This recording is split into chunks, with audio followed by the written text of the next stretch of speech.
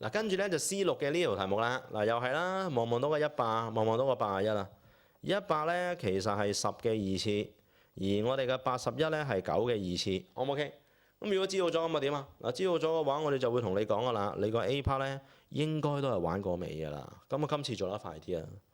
直頭係10x 嘅括弧二次，後邊咧就直頭係9y 嘅括弧二次。如果係嘅話，我會覺得佢係玩緊 A 二次減2AB 加 B 二次變做 A 減 B 嘅括弧二次呢個嘅 format，O 唔 OK？咁係唔係㗎？定你自己諗㗎咋？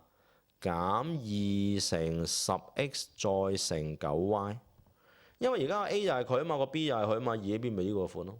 咁啊，2減18乘10 180個 xy 減緊嘅，中晒啊，完全冇得頂。如果係冇得頂嘅話咧，咁佢就會變咗做乜嘢咧？10x 減 9y 嘅括弧二次啦，O 唔 OK？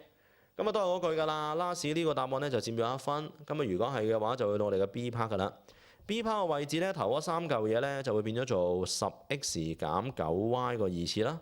而後邊咧，我哋會將個2抽出啦，就係10x 減 9y 啦。O 唔 OK？嗱，識得用樓上咧，你會攞到1分。中間嗰步咧，我都做得 detail 少少。如果你嫌我慢自己塊鏡，就係叫做兩嚿咁樣嘅物體相乘，再加2乘以10x 減 9y。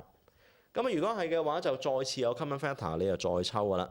10x 減 9y 抽出啦，就剩翻嘅就係10x 減 9y 再加2。咁啊，last 呢個答案又佔1分，咁啊攬埋3分就收工噶啦喎。